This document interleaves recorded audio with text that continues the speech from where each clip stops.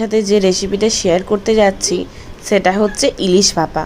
তো এই বর্ষার মরশুমে ইলিশ তো প্রায় আমাদের বাড়িতে সকলেরই বাড়িতে একবার হলেও হবেই।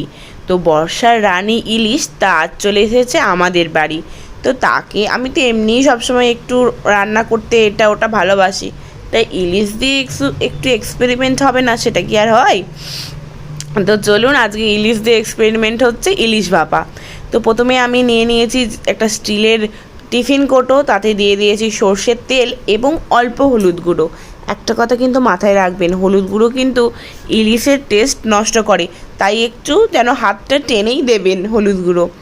এরপরে আমি দিয়ে নিয়েছি হলুদ আর কালো সর্ষে বেটে সেটাকে ভালো করে ছাঁকনিতে ছেঁকে ওই রসটা আমি দিচ্ছি, যাতে সর্ষের খোসাটা আমাদের মুখে না পড়ে, একদম স্বাদটা আরও ভালো আসে। তো এখানে দেখতেই পাচ্ছেন আমি একটা ছাঁকনির সাহায্যে, আর আমি কিন্তু অল্প লঙ্কাও দিয়েছি এতে, যে যার নিজের ঝালের পরিমাণ অনুযায়ী বুঝে লঙ্কাটা অ্যাড করবেন। আমি এখানে ভালো করে চিপে চিপে যে সর্ষের রসটা আছে, মানে জলটা আর কি, সেটা ভালো করে আমি গুলে দিলাম স্টিলের টিফিন কোটোয় সব কিছুর সাথে।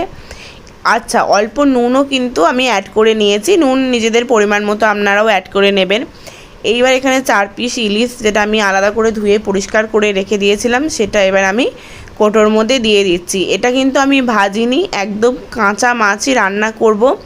এটা দেখবেন আরও ভালো হবে খেতে। এতদিন তো ইলিশ খেয়েছেন, এই রেসিপিটা একবার ট্রাই করে কিন্তু অতি অবশ্যই দেখবেন, ঠকবেন তো নাই, উপরন্ত আঙুল চেটে সেদিন এক গাল ভাত বেশিই খাবেন।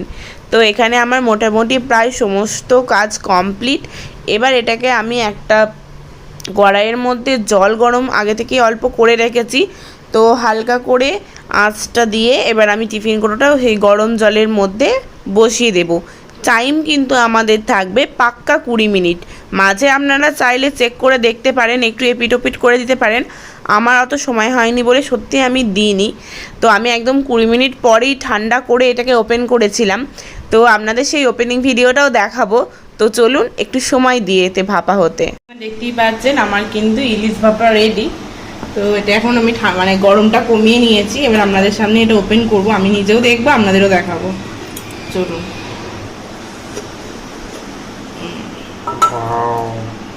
উফ, সেন্ট খানা চরম বেরিয়েছে না, দারুণ দারুণ। এই সেন্টেন্সটা এবার খেয়ে দেখি কেমন আছে। Super super. ক্লোজ করিনি।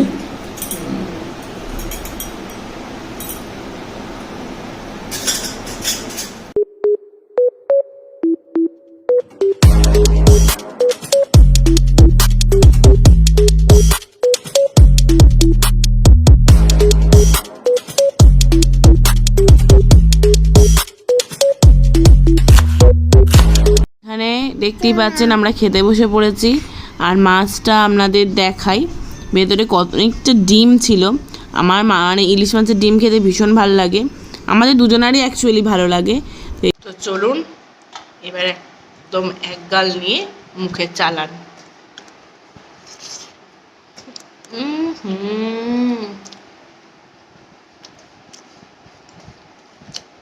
খড়গোর থেকে কম কিছু না। আহা হা, দারুণ, মানে দারুণ। আপনাদের যদি খাওয়াতে পারতাম। আমি এখন খেয়ে নিই।